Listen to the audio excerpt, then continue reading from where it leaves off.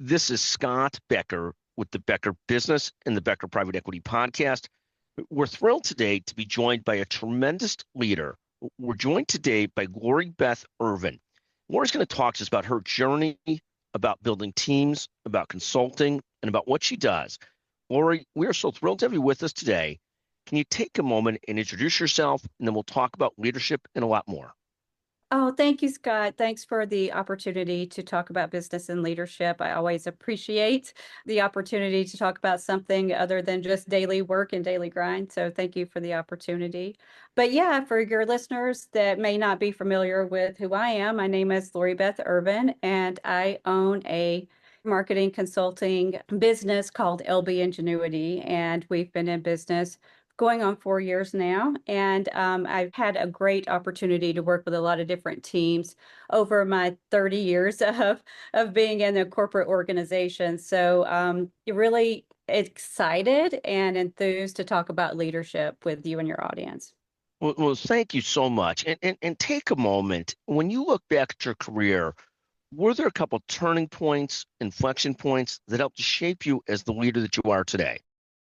So one of the biggest turning points, I guess, for me was about 12 to 13 years ago when I had an aha moment that I recognized that I had a lot of leaders and managers that I reported with and to, but I didn't really have a mentor that I desperately needed and desperately wanted at that time, not only to advance my career goals from like salary perspective or rising in the ranks, but also just someone who could teach me something other than tasks that wasn't afraid to help me think more strategically and outside of the box and outside of my defined role.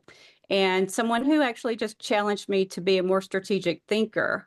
And I think when I had the aha moment that I didn't really have leaders or managers that really fit a mentor capacity, I had taskmasters and micromanagers, that the absence of that kind of became its own teacher for me. So it really pushed me to then dive in and do it myself and trust my instincts earlier, take more initiative sooner to develop a leadership style and be really independent without waiting to be told what to do or for validation, and take initiative into learning more about how a business operates and not just how my one role within the business operates.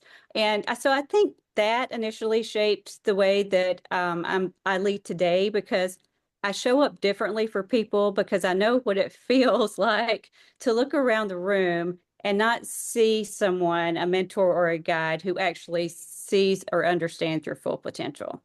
So that was the first turning point.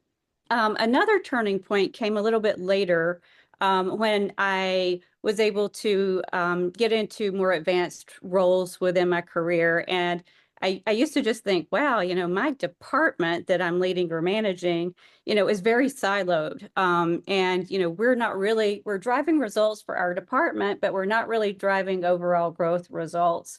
And then I started to realize, as the further I dug down into some of those, that guess what? It's not just my marketing department. It's the whole organization. It was very siloed and fragmented.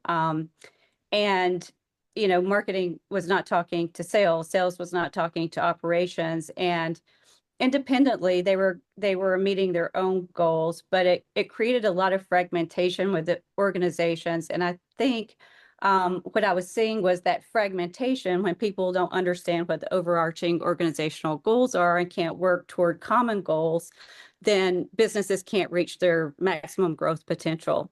And leadership carried a lot of pressures that the organization never really understood or saw.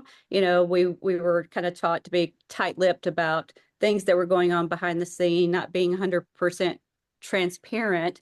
And while everybody was working hard, they really weren't working together, if that makes sense. And it just didn't work for the overall growth goals for organizations. 100%. So you talk about sort of both aligning goals within an organization and talk again about leadership and mentoring.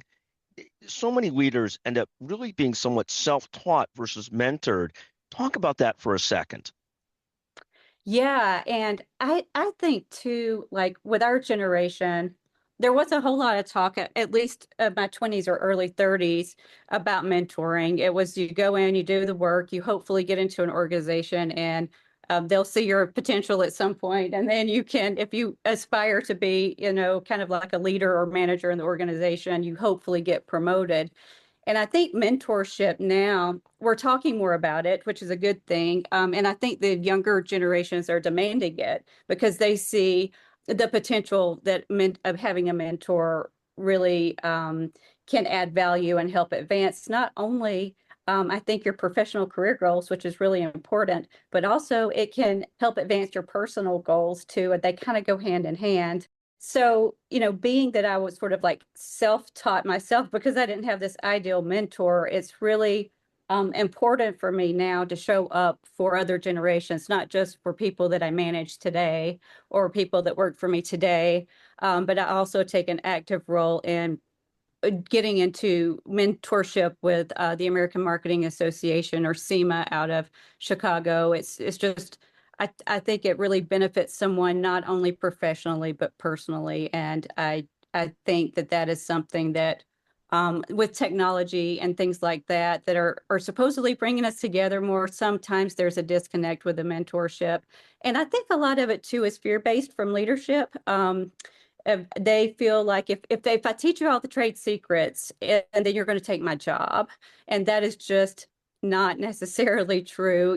Everybody has their own value and the own benefits that they bring an organization, and I feel like a lot of times we get paralyzed by fear as to, well, if I teach this guy that I brought on, that I'm managing, everything that I know, then he's going to outperform me in the future. And in essence, don't we, so many years down the road, want that to happen because we can't work forever? Like at some point, won't you want to be able to retire? So I think it's flipping the script a little bit on how you think about mentorship and how you're leaving sort of like a professional legacy for people. Every person that you touch has a ripple effect of how they treat somebody else in an organization. And I think that that's something valuable we can leave behind as leaders today. Thank you so much. And take a second, Lori. You've done a lot on building teams over the years, Lori Beth, and talk about what do you think about when you talk about building teams and getting people to rely on each other? Are there principles that you think about in building teams?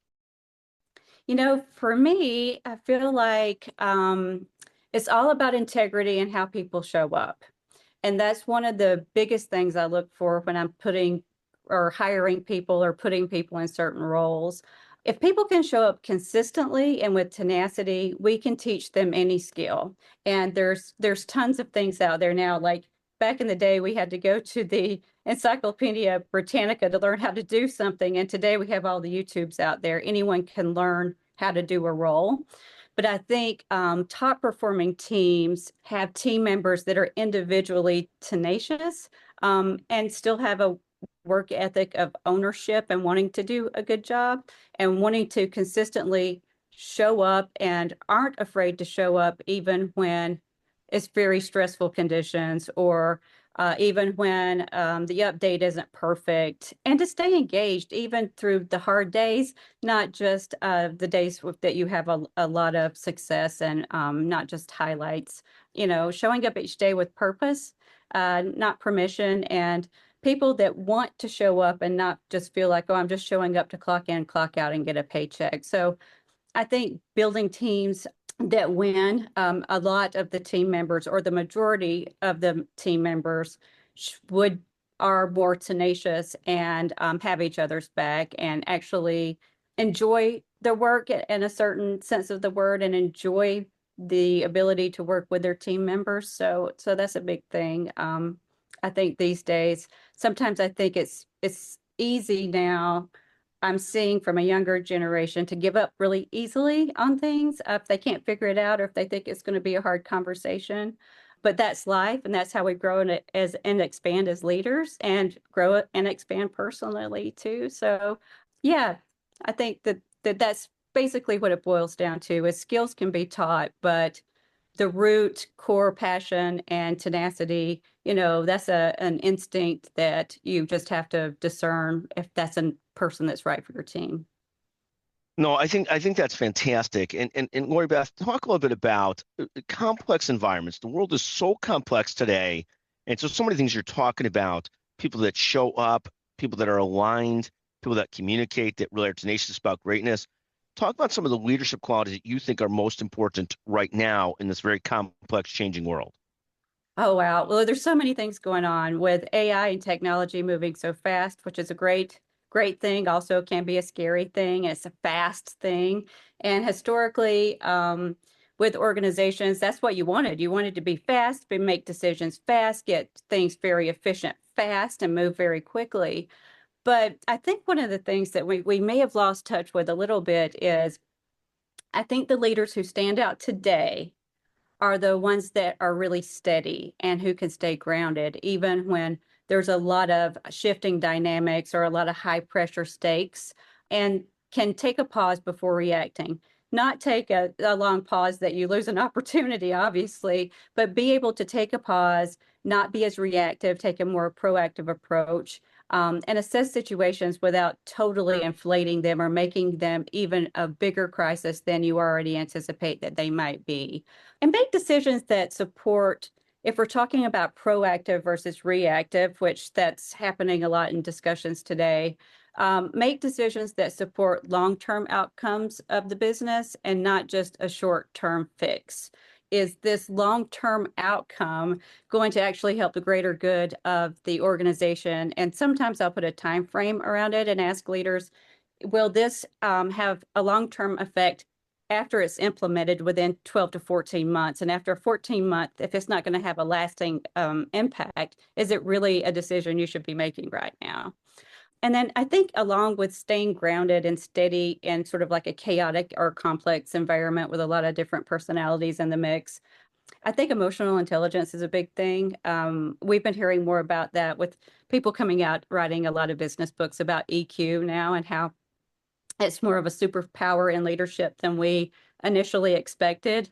But, leaders who have some intuitiveness about them and can not only walk into a room, read the room, understand the individual pressure points of each individual in that room, but be able to respond without fueling more chaos, I think are more effective in their leadership styles. Thank you. And talk a little bit about creating culture intentionally. Do you create culture intentionally in organizations? And what does that look like? How do you go about that? Yeah, and I like to say it kind of goes hand in hand with kind of what we do. I think culture is shaped even in the smallest moments. A lot of people think, company culture is taking everybody on a retreat and doing team building exercises and putting as much as we can into a employee benefit package, which all of those things are great and work toward culture, but it doesn't have to be the big things. It can be like the smallest moments. And a lot of it has to do with communication skills. It's the tone of an email that you send out. It's how leaders can handle tough news and how certain decisions from an organization is communicated to the whole organization. And a lot of times it used to be that the whole organization were left out of any decision-making correspondence at all. You didn't even know it till it hit the press. And that's been a shift. And I think a challenge too for leaders to be like, how much information do we want to share and how transparent do we need to be? But, people won't, they don't, people don't necessarily, or workers don't necessarily want perfection from leaders. They want consistency, they want your transparency, and they want fairness. And that's how you gain their respect. So when you're, again, I'll go back to sort of a lot of fear-based scenarios is how we used to operate. And I think luckily we're moving out of those and creating culture with intention, I think is evolving even today. And I think in about 10 more years, we'll have the sort of super recipe for it. But the culture shaping or intentions, to me, it's kind of simple. It's just communicate directly and communicate often. Respect people's time and contribution because that's what they really want to hear if they're doing a great job and how they're contributing to organizational mission and vision. And treat professionalism as a baseline, not a bonus. When people feel respected, they respect you back as a leader, and they perform at a higher level. Thank you. And take a second on two different questions.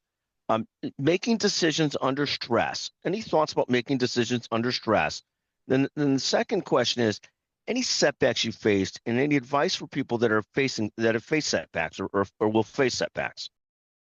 Oh, yeah. Well, I think decision making under pressure is a practice because I used to not be very good at it. But as I practice and move forward, it gets easier and better. Again, it's all about kind of staying grounded in those complex and stressful situations. But if I have the ability and the luxury of some time, it doesn't have to be a long period of time, but I can slow down the moment. And urgency, especially just internally, your sense of urgency in your own mind has a way of making big decisions feel even bigger than they really are, probably. And that's, I think, when bad decisions or mistakes happen. So, I kind of start with the real question is, what is the outcome or the result that we really need from this, and not what people are afraid of, or not really the emotion around the issue. Kind of let's take the emotionality out of it, but what is the real outcome that the business is trying to achieve? And then once I can answer that, I look for three things. One's timing. Is now the right moment, or will it matter if I make the decision now or later? What's the impact? How will the impact of this decision reshape expectations, the team's workload, or the team in general? And then does it move the business forward for a long-term perspective? Or are we just doing this to make us feel productive or take on a rising trend or have a short-term fix to a longer-term problem? So, I think good decision making isn't necessarily about speed, even though sometimes we don't have the luxury of time, but even just slowing down the pace just for a matter of minutes can make the most best outcome for a decision that you may have made in haste without putting much thought into it. Thank you very, very much. And take a second, Lori Beth. You've had this remarkable career, such a self-starter, really incredible. Any advice you would give to emerging leaders? Yeah, so I love this question because again, I didn't have a mentor as I went along, so I love giving I'm love giving advice to people, whether or not they want to hear it, especially those navigating their own career choices or very demanding industries. But the first three things, I think, the first thing I would say is have a good understanding of the business beyond your role. And leaders who rise more quickly are the ones that understand overall business goals, not just how their one task contributes to the whole outcome of the business. Two, very important, protect your own bandwidth. Burnout's not a great thing. It's a sign that something in the organization needs adjusting if you're allocating several hours a week to things that aren't really moving the needle, both internally and externally. So learn how to pace. Pace is not a bad word, and protect your own bandwidth, or you'll never be able to produce to your maximum potential. And third, be selective of what you say yes to. Don't be afraid to say no. Not every opportunity that shows up at your door is the right opportunity for you. You need to kind of weigh a lot of things. And I look at it as, is this opportunity going to expand your expertise, expand your network? Is it going to help shape your reputation? Do you feel like you have a mentor within the company? Do you really buy into the mission and vision of the company? A lot of those things are either red flags or green flags as to whether or not you should proceed with an opportunity. Sometimes we'll see things on paper and it looks really good. And I'll talk to emerging leaders today and they'll get on calls with some of the leadership team, or they're interviewing for roles and they realize that the vibe's not the right fit. So be confident enough in yourself to say no if the opportunity that lands at your door is not the right one. And don't be afraid to take risks. I wish I had learned that a little bit earlier on. Talk about that a little bit more. There's two things that I'd love to touch on a little bit more. First, the following your intuition, your instinct to take something on, not take something on, hitting this right balance. Talk about that for a second. And then talk a little bit about taking risks and where it's appropriate to take risks and how you measure those risks. Oh yeah, well, I think taking risks is very intentional and it's maybe very individual. And not everyone is hyper vigilant or very type A personality like me. A lot of people do moderation much better than I do, and I'm working on it now later in life. Otherwise, we get to the point where I was saying earlier that you don't have any bandwidth left to do anybody any good, much less yourself. So I think taking risks, I think if you really drill down to the core essence of something, or core essence of a cause or an opportunity, and you're at a point of a role or you're at a point of time where you feel like you're stagnated or you've plateaued, then it's time to take a risk to try something else. That's the only way I can really describe it. It's very individualized, it's very personal. I know there's been several times, you know, as I was building my career that I didn't feel like I had the luxury of taking a risk due to, fear or afraid I wasn't going to make it if I didn't just stay where I was. And those are real things, but those are things that we have to work on, because if I had never taken a risk to start my own business, I would never be where I was today. And that was a huge thing for me because I was very risk averse up until that point of my life. Talk about that for a second. Talk about the anxiety in starting your own business. So many listeners are founders themselves or trying to be founders. Talk about that anxiety. And was that like jumping off a cliff, or was that you sort of knew where you were going? You had a couple clients. What did that look like in the anxiety and stress or excitement of that? Yeah, it was. At first it was a little anxiety. Well, at first I really didn't know. It was actually a very quick decision, which was probably good because it didn't give me time to ruminate. And no, I didn't have anybody waiting to sign up for me when I took the risk necessarily, but they came shortly thereafter. There was some intuition in me, and I had been in corporate environments for so long that I felt like, whoa, I can't breathe right now. I can't breathe if I continue on these roles that are very high demanding roles. I'm going to burn out. And people that do know me and know my longer term story is I have faced a lot of chronic illness throughout my years that I've kind of coped with. One thing I was really good at is being hypervigilant at work, whether or not sometimes my physical fatigue and things gave me a few limitations to do other things. So there was fear there that, what if I stepped off the ledge and then I crashed, because here I am and, really didn't have a whole lot of backing, so to speak. It's just me, myself, and I. But as soon as I did have the faith to step over the ledge, then everything met me where I was at. And it was scary to take the step, but then after I took the step, everything fell into place. And it fell into place so much more easily than what I had been doing years before, and feeling like I was clawing my way up, or trying to roll a boulder uphill. But again, it was a lot of intuition and personal work and just having the faith to do it. I always tried to tell myself, because I was really risk averse up to this point, like, well, what's the worst that can happen? Well, what if I become homeless?